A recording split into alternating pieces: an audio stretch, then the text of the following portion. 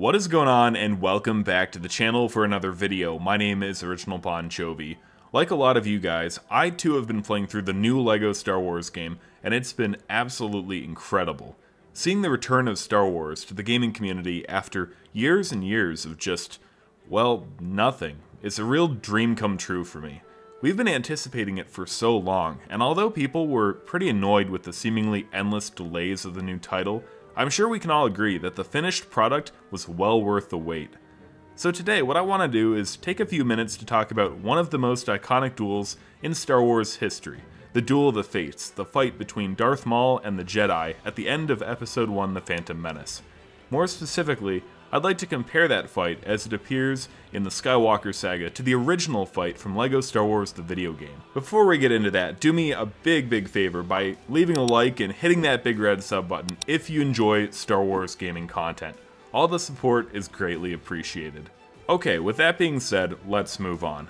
Some of you guys probably remember playing through the OG LEGO Star Wars when it came out in 2005, while others might remember the remastered and expanded version found in the Complete Saga from 2007.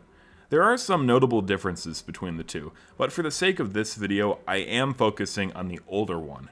Obviously the graphics weren't as good, in fact they're terrible, and the mechanics are a little less polished, to put it mildly.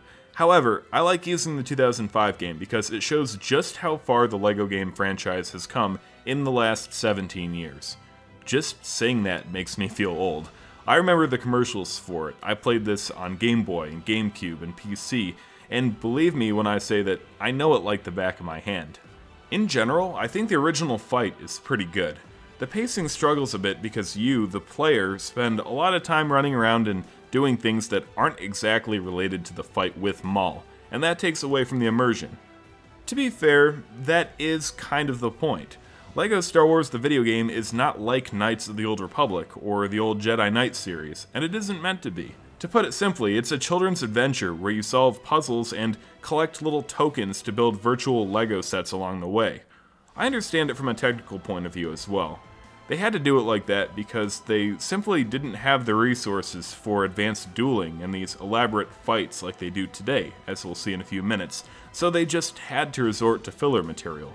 Still, you do feel like you're part of the overall story, responsible for hunting down and destroying the Sith assassin who is after the Queen of Naboo. You start off by taking out a few droids, throwing some stuff around, building a bridge, and then collecting a couple canisters or mini-kits or whatever the f they're called in this game. After that, you go to the gym and hit the dreaded leg day for a little while and then die over and over and over and over again. What is this? Just let me get to the final duel already, I'm begging you. Using the Force to open the barriers and steal all the studs is the last step before we get to reach our objective. I didn't think much of it at the time, but playing through this game in 2022, it's kind of crazy how easy it is to defeat Darth Maul. You slam the ground a few times, chuck some debris back at him, and before you know it, the level is over. It's not so much a boss fight as it is just another thing to do in the game. Making the battle a little more challenging probably would have added some weight to this final chapter in Episode 1. This is gonna sound a little messed up, but the funniest and most memorable part of the chapter was Qui-Gon Jinn dying. Not only did the developers not downplay the fact that a beloved character had been killed off, they made a meme out of it. I'm not a psychopath, so I of course began my first playthrough of the new game with Episode 1 and not Episode 4. It goes without saying, with the Maul fight being the first big duel in LEGO Star Wars history, the expectations I had going into the Skywalker Saga were pretty high.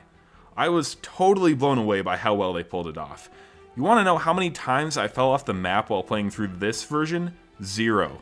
Although there were some slight diversions like clearing out a few battle droids, going up and down an elevator, and jumping across a bunch of live wires, the overall focus was on Darth Maul himself. The opening of the chapter clearly set it up to be an epic boss fight rather than yet another enemy with a few extra heart bubbles to pop. The Skywalker Saga's dueling mechanics are such that you actually have to time your attacks and blocks and parries perfectly to avoid being killed. One feature I really like about the new game is the ability to swap characters without being right next to them.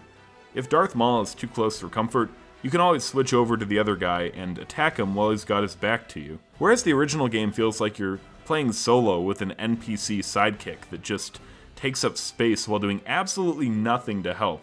The new one is more like someone who's moving multiple pieces on a chessboard and controlling the whole process. It's sort of a hybrid between that classic LEGO adventure feel and a modern story-driven RPG. The graphics are so good, but if I'm being totally honest with you, I didn't enjoy the final cutscene as much as I would have wanted to. Obi-Wan and Qui-Gon apparently defeat Maul, which is clearly not the order of events in the movie, but then Maul reappears and stabs Qui-Gon through the chest. Gotcha! Obi-Wan decapitates him before finally kicking his head down the shaft. I think they tried hard to make it amusing, and if I was still 7 years old playing my first LEGO game, maybe I would have laughed. That just isn't the case here. The classic defeat of Maul and death of Qui-Gon wasn't intentionally funny. It just was funny, without being forced, and I greatly preferred that version. I laughed out loud in 2005, and I laughed out loud when I replayed it a few weeks ago. I'm sure I'll talk about this in later videos, but the new game has a recurring pattern of downplaying or outright rejecting the death of characters in the Star Wars saga. It's a kid's game, and there's enough dying in the real world that I definitely understand them wanting to focus on having fun rather than maintaining story accuracy. Skipping the funeral sequence, for example, makes a lot of sense to me. Still, Anakin flippantly throwing a picture of the newly deceased Qui-Gon during the victory parade struck me as yet another case of forced humor that took away from a pivotal moment in the canon. Honestly, who in their right mind does this after their grandpa or father figure dies?